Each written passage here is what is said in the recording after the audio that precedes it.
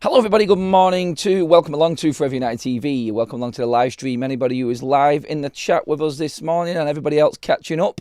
Top headlines this morning around Manchester United are all around Ruben Amorim. His targets for the season, how Ineos and the new structure at Manchester United see the season panning out and what is necessary for Ruben Amorim.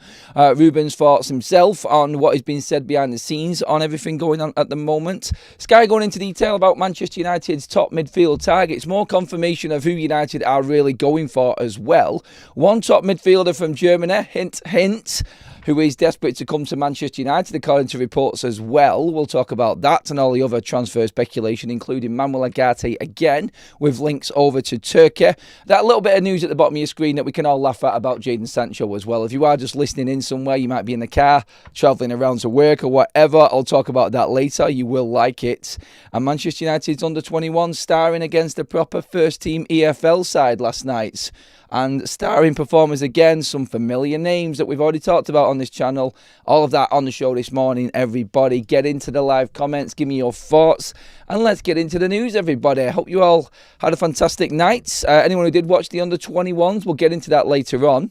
And give me your thoughts on that and who you thought really stood out and is really, you know what I mean by this as well, really knocking on that door now. You can start to see some maturity coming through with Manchester United. Hopefully, Ruben Amorim will see them players come through and actually make it at Manchester United. Who knows how long Ruben Amorim will last? It's easy to talk like we have been doing the last few days off the back of 3 straight wins for Manchester United. Everything seems good, but there is a realistic target above and behind the scenes for Manchester United that Ruben does have to hit this season. And there's been a lot of talk on this on Sky last night in particular around the targets and where the hierarchy at Manchester United see Ruben and what he needs to do this season. Look, to break it all down, just to quickly get into it before we get through what's been said, Ruben needs European football. We've spoken about this so many times on the channel already. It's been our opinion. It's been what we think needs to happen at Manchester United. We've seen it before with plenty of other managers. Barring an absolute disaster of a season like Ten Hag was having at this point last season when he was sacked, by the way, it's a year on now pretty much, then you usually get Manchester United managers seeing out the majority of the season before we actually cannot make Europe. So mathematically impossible to make European football. Ruben Amorim's targets are basically getting into the top 6.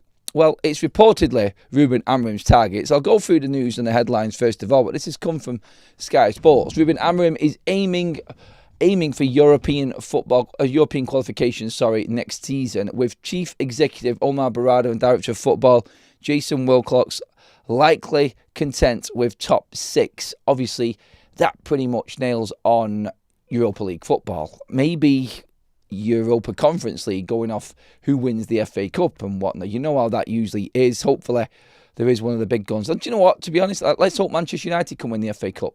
There's no reason why we shouldn't be going on a big cup run at the back end of this season. Turn of the year when the FA Cup starts. United need to be fully concentrated on that. And I think Ruben's, as much as he has talked about Manchester United actually hitting certain performance levels and feeling that the club and the team mainly, is going in the right direction, the way he wants them to play, and the minor little details and things like this still, I think, is a great opportunity for Manchester United when the FA Cup starts. So, and it is a clear pathway into Europe also. Again, so if United can win the FA Cup, get into the Europa League that way, if we can actually get into the top 6 as well, I think top 6 in a trophy would be the top of everyone's wish list for Christmas going into the new year. And I think if you offered that to anybody at the start of the season, then they would have snatched your hand off at that straight away. But look, the FA Cup is the FA Cup. The main target is the Premier League. Manchester United need to be finishing, I feel, top 5. I think that's got to be the target. If we don't make Champions League, we just miss it or whatever it is. I actually do believe that the way that some of these teams are performing, and I'm not saying this completely out of hand here and just wishful thinking. I'm looking at Manchester City, I'm looking at Chelsea, I'm looking at Liverpool. 3 teams you would expect to be in the top 4. Manchester United are level or above all of them teams a quarter of the way through the season without as much commitment going into the rest of the season. If United do go into January and, like we're going to talk about in a few moments, gets another target, maybe an extra loan player in, somebody comes through, then Manchester United should be looking at challenging for the top 4 from this point. Obviously, we don't want to seem to be getting carried away, but we have seen now that this team has really got something when they turn it on, and there is a connection starting to build here. Obviously, AFCON's going to get in the way, but I think Manchester United have got enough to stay in the mix to challenge for the top 4 for the rest of this season. I really do. So I think that's the target. But obviously the clear target is, and we should have really known about this because we've been covering it here. I've been covering it here on FUTV for a while. The target and the financial structure and forecast for Manchester United and everything that they know they need to meet to be sustainable and profitable is 4 years in the Europa League. Now, again, it seems strange that was being said because obviously you've got that mission from Omar Barada where United are going to win the Premier League in 2028. It's never going to happen unless a miracle comes about anyway. But I just feel like Manchester United, Europa League football is enough. I think they're just saying that because I think if you get Europa League, you obviously have to then improve again. And obviously the next improvement after Europa League is Champions League, of course. So realistically, I don't think Manchester United's outlook is consistent Europa League football. The club cannot sustain, I don't think, just off Europa League. They need to be back in the Champions League. So I think one season of Europa League football next season and then look ahead onto the next target, which is Champions League. Simple as that. More from Sky on this as well. The leaders are satisfied, Manchester United leaders, that is. They are satisfied with the progress made, but they know there is still much to do before returning to the top. In recent results have reassured the leaders that the tough decisions made are starting to bear fruit and have strengthened their determination to pursue their long-term plan. I.e., they are now feeling like Ruben is the right man and sticking by him was the right decision. And from that, it looks like they are fully behind him and willing to back him even more. And I think every Manchester United fan wants to hear that because we are getting some excitement back. We are seeing exciting games. I mean, you only have to look at what it's like at Old Trafford now. When you count up the last 4 games at Old Trafford that we have won, and you count up the goals scored in them games, that's 11 goals in 4 games for Manchester United in them games. Like, they are starting to entertain fans again, and people are looking forward to going to Old Trafford. The atmosphere, I'm going to tell you right now, because I go to the home games, obviously. The atmosphere at Old Trafford at the moment is electric. It really is. The best it's been in years. There is a real effort from the Stretford end, the singing section, the Red Army, and everybody that is in that side of the stadium, which is bouncing around. And I think it is starting to filter around the rest of the stadium as well. The excitement is up. Old Trafford has been a stadium that has just been lacking in real atmosphere over the last few years because fans are not going in there to expect much. Now the expectation levels are higher. Manchester United are actually now entertaining. The atmosphere is really good. Every single start of the game there's an expectation. And to be honest, all 5 league games so far at home this season have been good standard for Manchester United.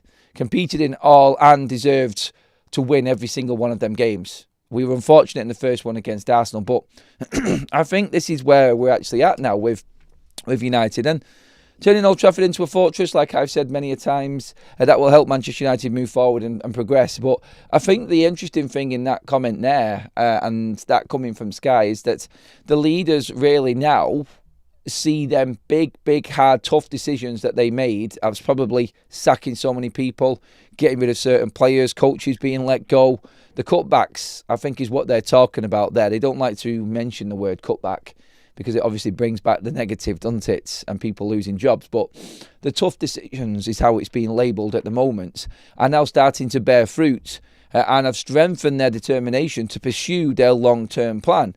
Their long-term plan has to be behind Ruben Amorim. If they're strengthening anything, then they are looking at Ruben Amorim, and they will be looking to January to make sure that this season is the foundation to how Manchester United are going to play, and everybody being prepared to move forward onto playing European football next season. I think it's important that United do look ahead. We cannot just say, this is great, 1 game a week is fantastic, it's really helping us compete in the Premier League. No, United need to be playing 2 games a week. United need to be playing 50 to 60 games a season in the Premier League and competing for all trophies. Ruben will know this. He will say what's necessary now.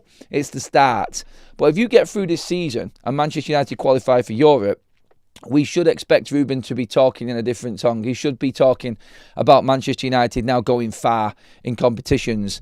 The basis has been set. The base has been set. That's the standard level now. This is how United are going to play. We need investment and more players into Manchester United's squad to rotate, obviously, because we have got more games. And I feel like this now is actually where Manchester United are at. And I think once we get through this season, and I pray that Ruben hits these targets, because on top of all of this, if he doesn't get into the top six, what happens to Ruben?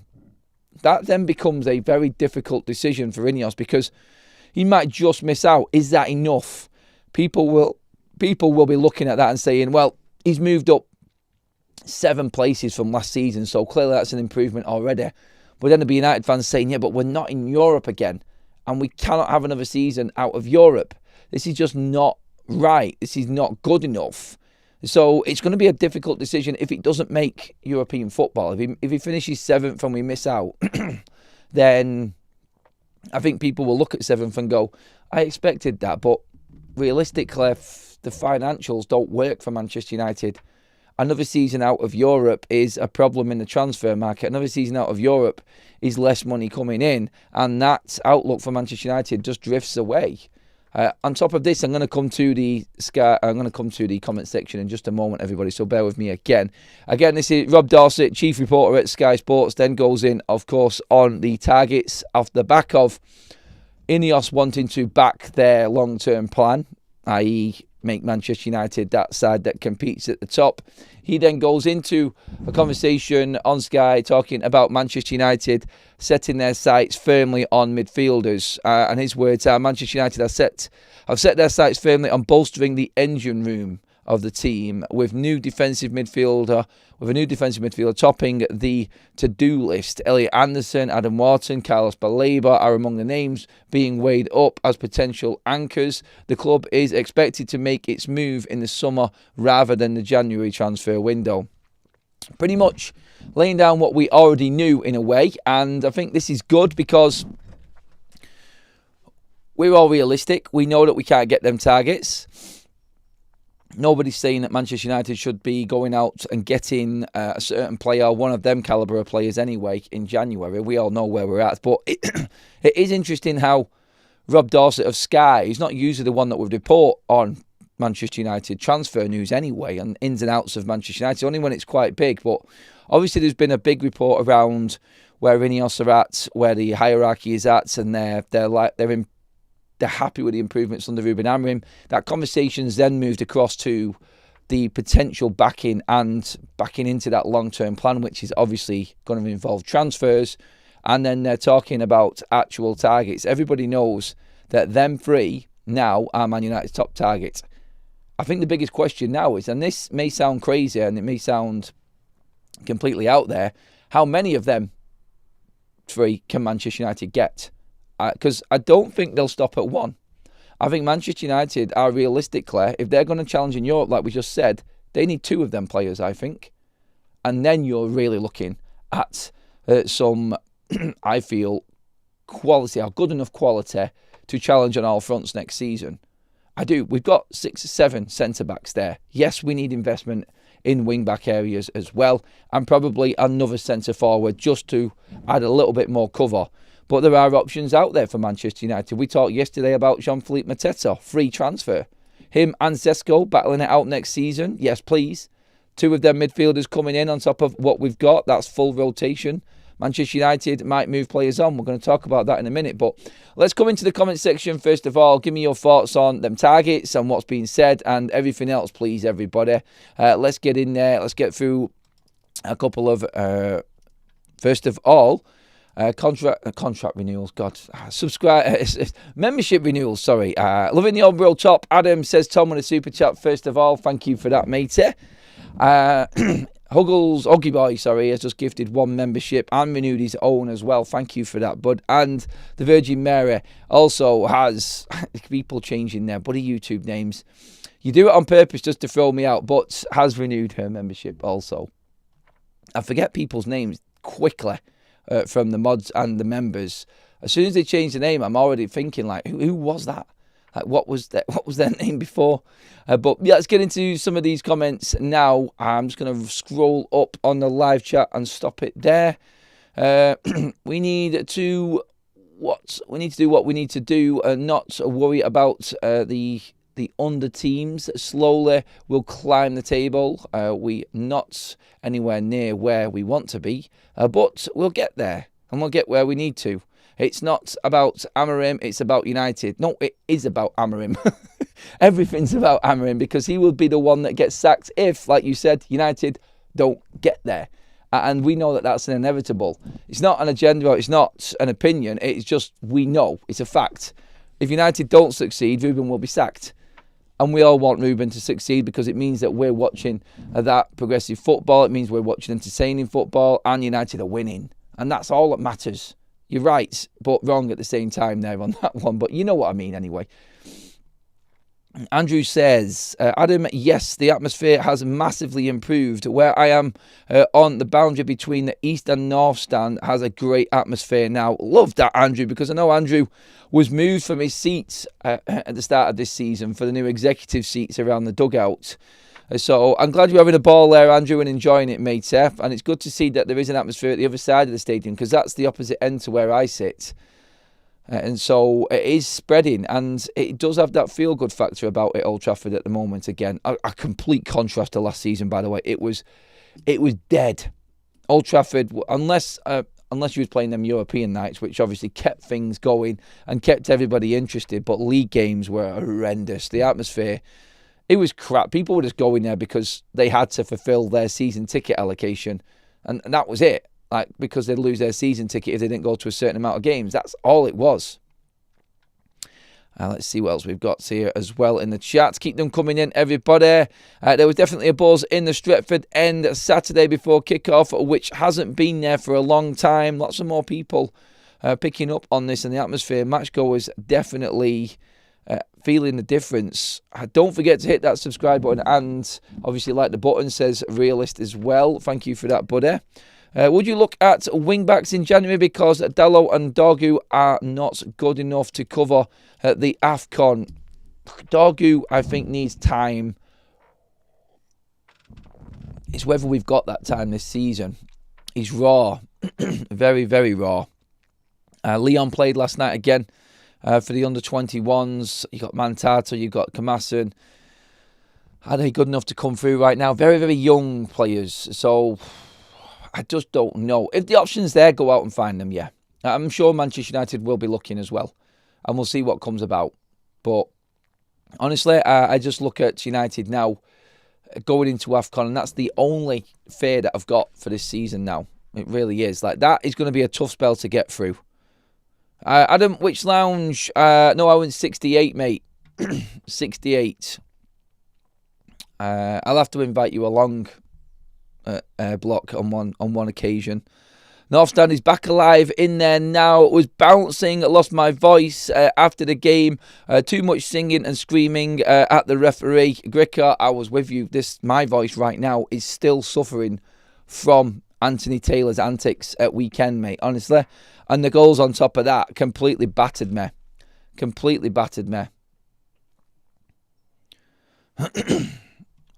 What about giving Leon a couple of games in January? I just don't know if he's going to be ready. Look, the decisions will be made from Ruben Amorim on that, and I think we'll just have to wait and see if there is anybody else out there in January, or if someone is going to break through. And I think there will be options there. Look, some of the AFCON teams might not make it far. We might just be missing them for a couple of games. 2 games in that period are Burnley and Leeds, and I think Wolves as well. So, where there are some tougher games, Newcastle, and then right at the back end, I think it is the Arsenal game. It's the Arsenal-Manchester City game in January that some of them players might miss. We could really do with them back for that one. That's the big one. I was a fan of Baleba, says Joseph, to improve the midfield, but unfortunately what I have seen with Baleba is his last 4 games in a Brighton shirt is that he is not good enough. Even Manchester United paying 50 million for him. Okay, super chat in from Ant as well. There's a real belief growing in this squad now. There really is. And I think Manchester United, just on that one there, when it comes to the midfielders, I think decisions will be made off the back of what's going on in Manchester United's academy now.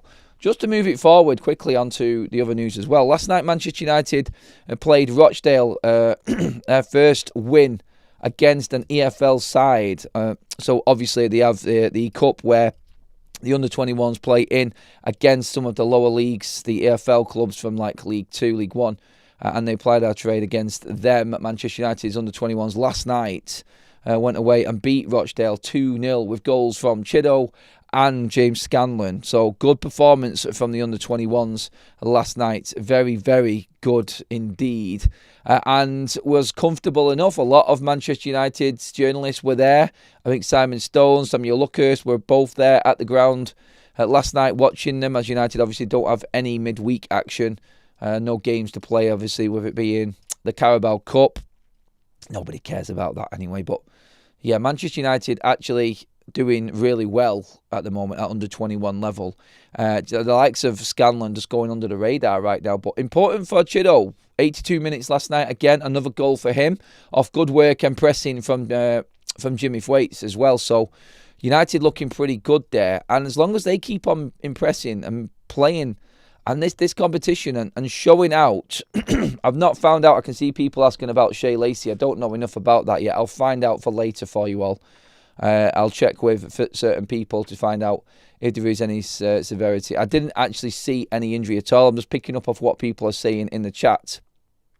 So I'll find out later on. I'll ask a few questions and see what's going on there, hopefully, because I didn't see him come off. I've only watched the highlights of the game because I was training myself last night. So I couldn't catch everything on that one. But when you look at them playing against Rochdale's first team, maybe Manchester United will look at that and say that there is a chance there that they could step forward.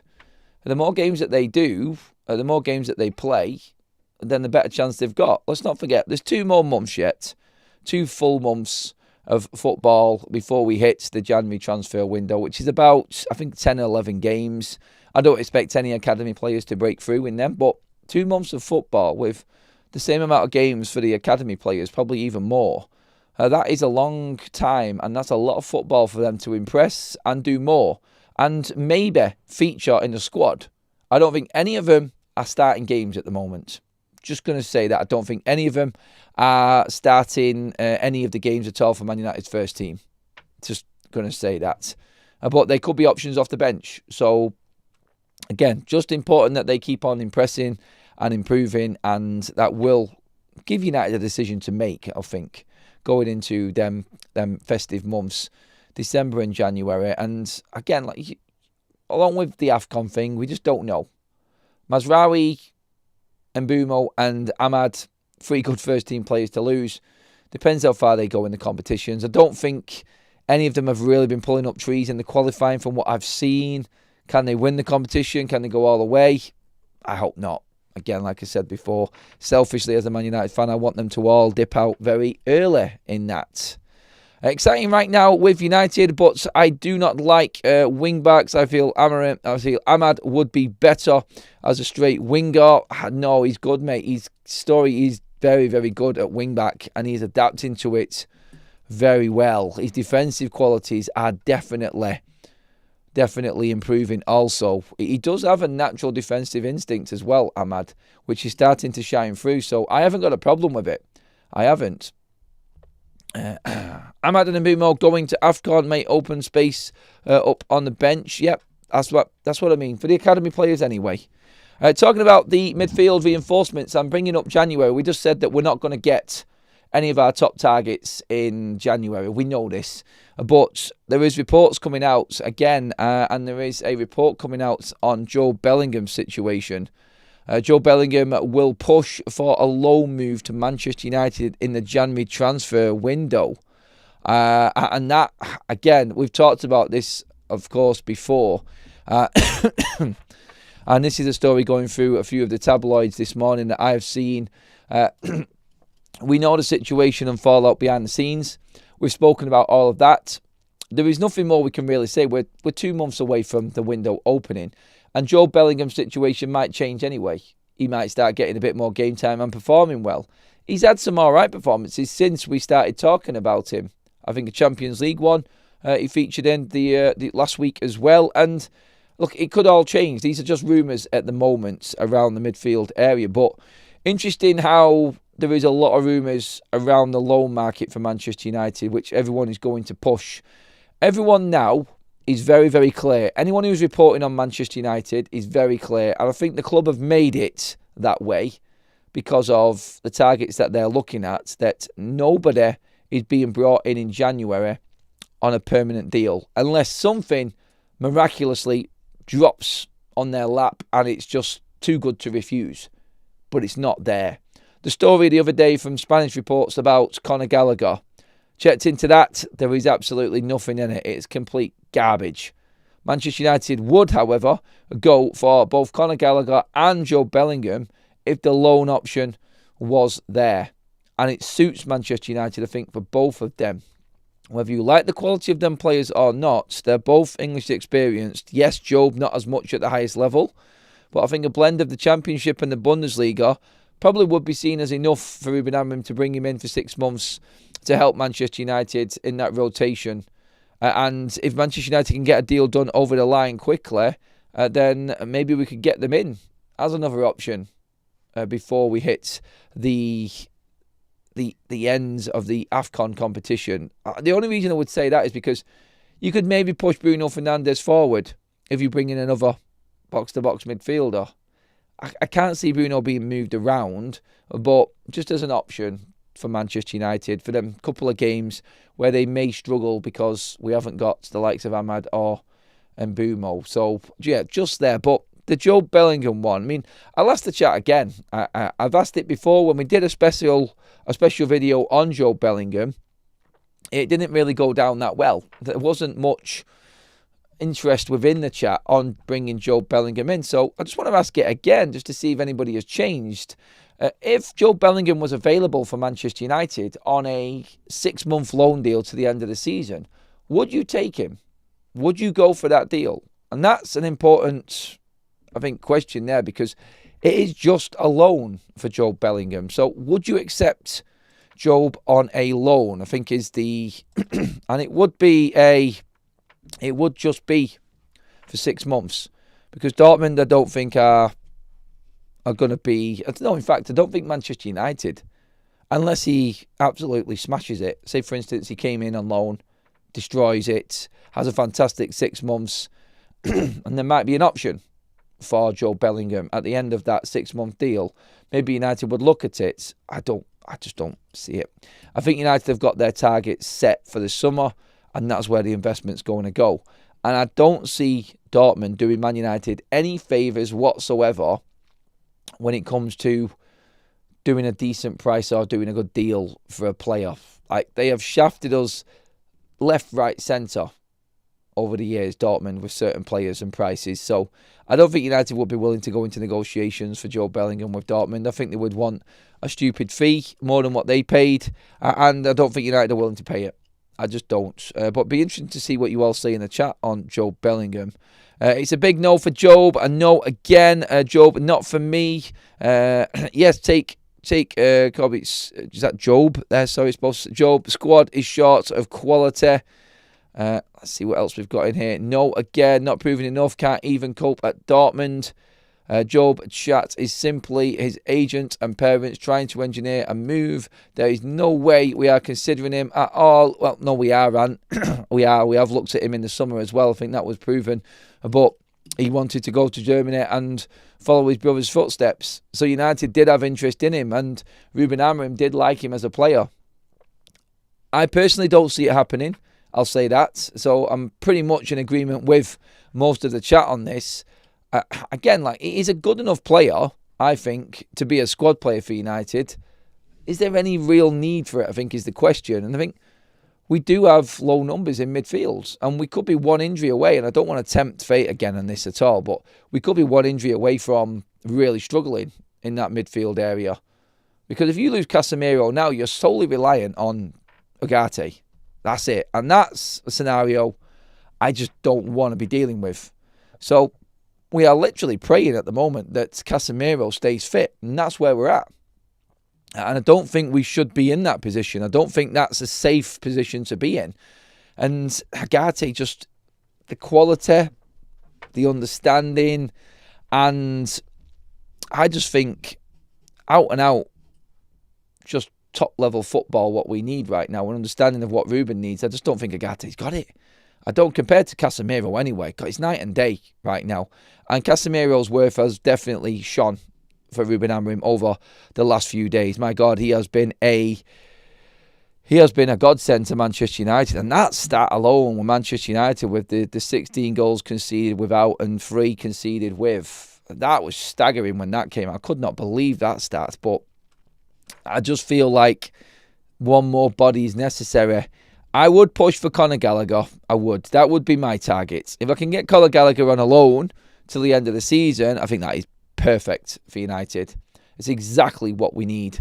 I don't see anybody letting go of their target, of their players, for value, for price, for a full sale is what I'm saying. I just don't see that happening.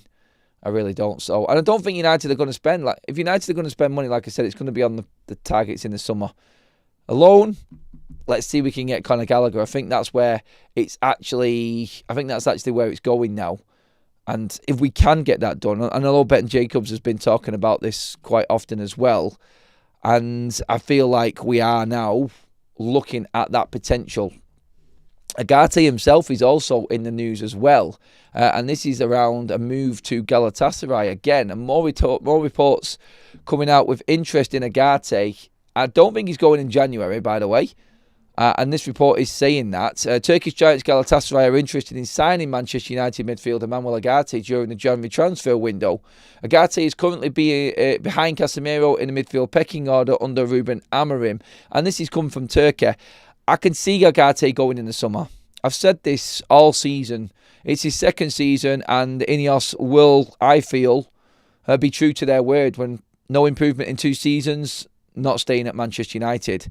2 years into his contracts, obviously, I think Manchester United could get a fee in and around the 30 to 35 million pound mark for Manuel Ugarte with the age that he is, experience.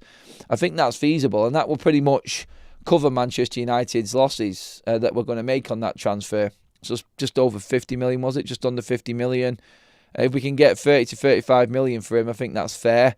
And thank you, tried, failed. It sounds really harsh, but unless he really does start to turn it around this season, I do believe, and I am not surprised that these stories are starting to circulate now, and Ugarte could be out with on his way out of Manchester United at the end of the season. I can fully see that, and I can see him moving somewhere like Turkey. I think it's the natural progression. He's tried it it's obviously Portugal, couldn't hack it in at the top level. In France, couldn't hack it at the top level in England, unless, like I said, he turns it around this season, but that's unlikely. I think Turkey is a natural progression, and I think we can actually see Ugarte moving on.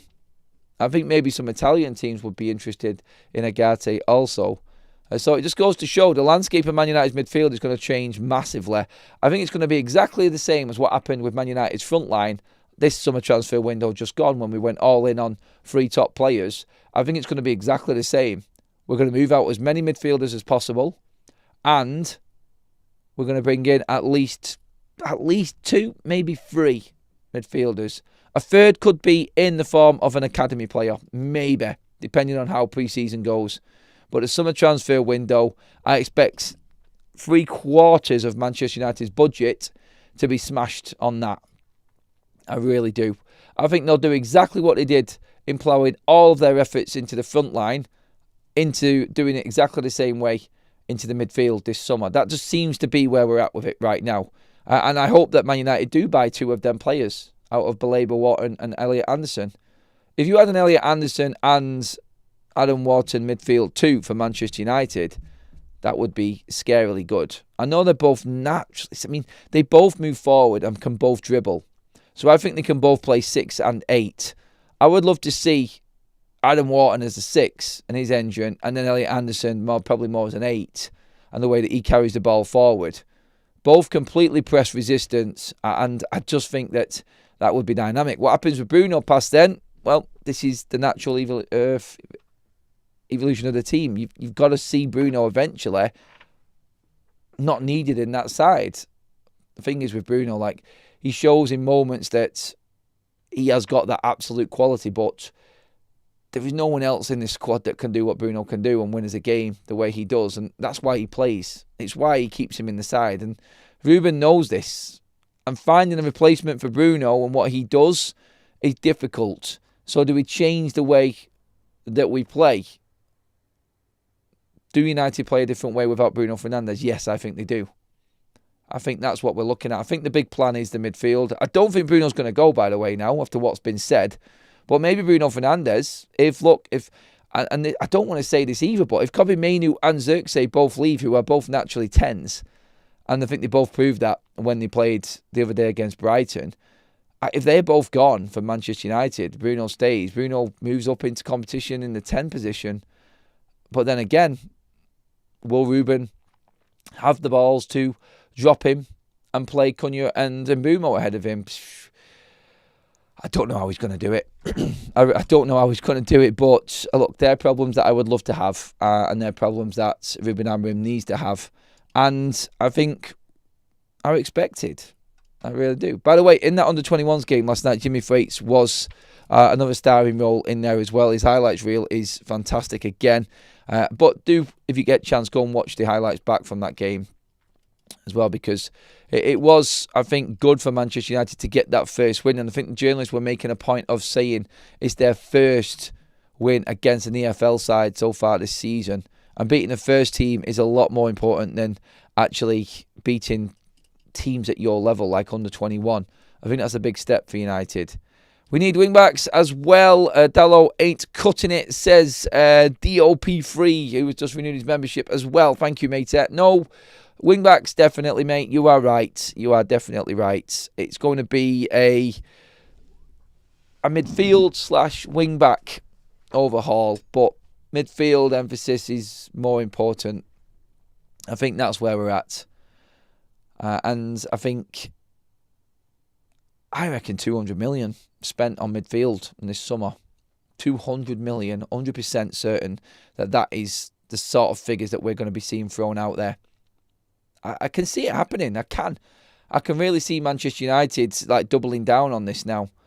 They can see what Ruben's doing. They can see how the team are playing to Ruben right now, and the understanding of what's necessary in Ruben's system is there. And I think that's the board are behind it.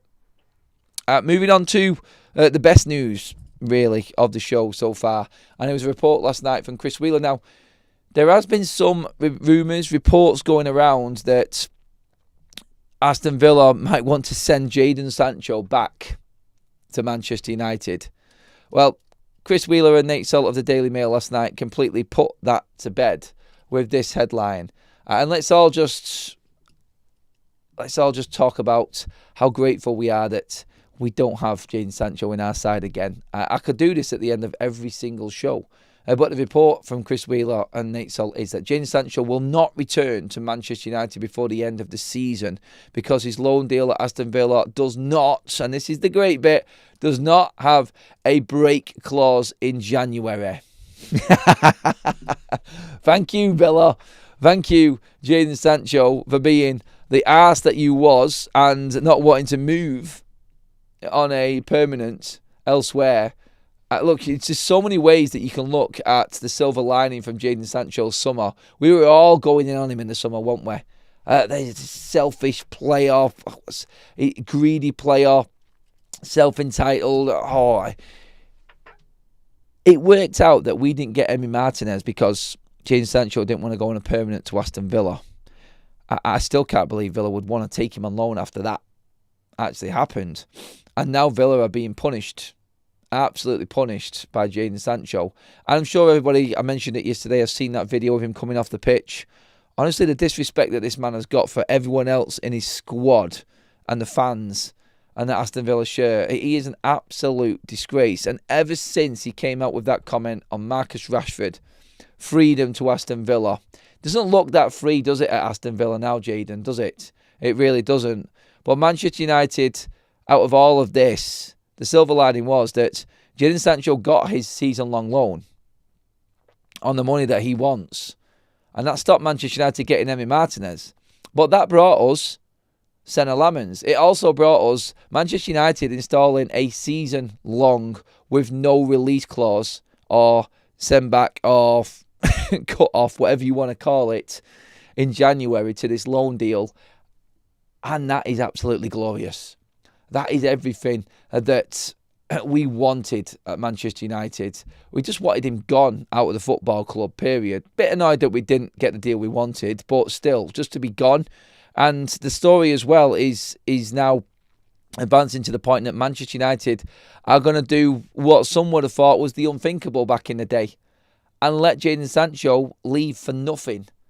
Now, here's the thing. If it was Ed Woodward, Murto, Arnold, the Glazers on their own, would we be triggering that 1-year extension onto Jadon Sancho's contract? This, I think, is something that probably would have happened. I think it would have. I think we would have seen Manchester United thinking that they could have made money off Jadon Sancho and give him that 1-year extension. Now, I will be judging Ineos on this a little bit because obviously there's still chance for him to do this. At this point, with how much of a headache this guy has been and the fact that nobody is going to want to buy him, nobody is going to give him the wages that he wants, and Manchester United are just completely out of options with him. They're not going to make any money on him. Why don't you save that, I think it's 12, 13 million a year on Jadon Sancho's wages and just let him go?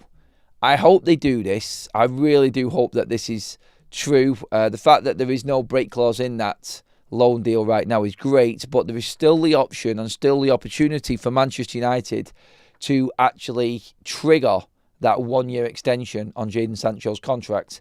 I pray that they don't do it. It doesn't look like they are at the moment, but things can change very quickly. And if United feel like they can make money, then they might do it. I just don't think anyone's going to buy him. You trigger his extension, he's still on your books. You're struggling to find a loan move for him anywhere. And no one's going to actually buy him because they know he's going to be out of contract again at the end of the season. So you're not going to make any money off him either way. Just cut your losses and say, goodbye, Jadon. Good luck in the future. You've got your freedom now. Go find a football club. And I guarantee that man ends back up at that football club Dortmund again. You know, that one who think that he is a Ballon d'Or pedigree type of player that was shouting out from the rooftops when he came back on loan to him a couple of seasons back. He's back where he belongs. But have never, ever, when he has been available, put their money where their mouth is and invested into him. They've just stood there at arm's length, thanking Man United for that stupid transfer fee we paid them and never committing to him. So yeah, I think now that he is free and now that he is now he's not going to cost them any money, they might go back in for him and show their true colours. And you know what? You're welcome to him. You're welcome to him, Dortmund. Take him for nothing. Man United need to move forward past this. And I actually think that this would be a big statement from Manchester United. This would convince a lot of fans, I feel, like the old days are gone. Like United do have the chance to maybe try and sell Jadon Sancho if he's got 1 year triggered. Just cut your losses. End of. Don't trigger that 1 year. And the fans will look at that and go, that's just Manchester United now, turning a corner. I'm just saying goodbye to the old days. Goodbye to the Deadwood. And that bomb squad that is going to be very, very light come next summer. I just hope that they don't trigger his contract. Barcelona take up Marcus Rashford. Malacia is going to be released anyway. Anthony and Garnacho are already gone from Manchester United, sold, so that's done. I think it should be a straightforward summer for Man United, and there shouldn't be any question at all as to what they're going to do with it. And I think that would please a lot of the Man United fans. Let's get into Europe. Let's get our money that way. Say goodbye to Jadon. We don't need you. We'll use your wages and that money off the books for somebody else who really is worth it. You could get two very good players for what Jadon Sancho's on wage-wise. And I think that's how United are now looking at it. And again, sounds like I'm bigging up Ineos in all of this, but right now, I just believe that Manchester United are in a miles better place. And I think that Ineos have got it I do. I believe I've got it pretty much in order now, and there's no excuse for Manchester United moving forward. I'm looking forward to what's next and another progressive transfer window. But I just love to laugh at Jadon Sancho and where he's at right now. And you know what? If there was one man that got what he deserved, it's Jadon Sancho completely destroying his own career. I don't know. He might have a career on FIFA. I mean, he can do a bit of career mode, can't he? And enjoy himself there. Yeah, I think he'd do all right there. Ballers League, you never know. Ballers League might take him in. Might be another one of them masked cameo performers, former Manchester United, former Premier League players that just can't cut it. I got no idea who that masked player was in that game, by the way. But I'm guessing some former Premier League player come on to take a free kick and then just went straight back to the bench after hitting the free kick. That's where Jadon Sancho belongs. He belongs in the Ballers League. And you know what? He won't even be able to cut it in the Ballers League. Them players in that would absolutely rip him to bits as well. And he just hasn't got the energy. And he hasn't got the will, I don't think. He just wants everything handed to him. He is... Oh, do you know what it was as well on that video? And sorry to go on about Jadon Sancho, but I'm just so happy that he has gone. And I can talk like this knowing that this is the end. And that first video that was leaked of him coming off the bench, coming off the pitch for Manchester City's academy, and Phil Foden was coming on the other way. So they were both at the academy at the same time. And Phil Foden held his hand out to high-five him as he was coming off the pitch. And he just ignored him, put his hand down, just walked off and stormed off. And you could see Phil Foden's reaction to it. Even as a kid, he wasn't bothered. Anyway, it was exactly the same with Ross Barkley. You could actually see Ross Barkley pointing his thumb backwards, walking off about Jadon Sancho. That's why Man United have failed all these years. Because we had players and characters like that. The inmates were running the asylum, like I said so many times. And they're all gone. All gone. And this has come down to Ineos and Ruben Amorim combined, really, going to town on the players in this squad. And it's good to see. I think just letting him go at the end of it as well is just the icing on the cake over a period of 3 transfer windows and a complete transformation from Ineos. I think that would be impressive to have all of them players out and Manchester United back in Europe competing again. I think that would be a very good first 3 years, because I've always said, and many people who watch my shows said, I will judge Ineos after 3 years. Let's see where the team and the club is at.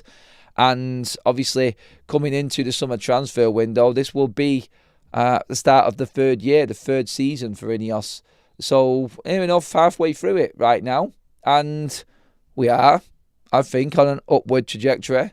Let's see if that continues going forward. Anyway, that is pretty much all of your news. I can see some great conversations going on in the live chat there as well. Please give the video a like as well if you haven't already. That should take us up near that 300 mark for the likes today. So fantastic again. Thank you everybody who's been involved in this show. Thank you mods. Fantastic job as always. And I will be back later on. If there's any news, I will bring it to you. There's lots of bits of news going around at the moment, so stay tuned. Make sure you hit that subscribe button and make sure you hit the bell notification for any extra videos that came up. I did do one yesterday on Kevin Filling, the Swedish striker, the 16-year-old. Little bits like that may pop up here and there. I'll double check on the injury update onto Shea Lacey as well later on, so let's keep an eye on that. But for now, everybody, that is it. Thank you. I will see you all later on today. Have a fantastic one.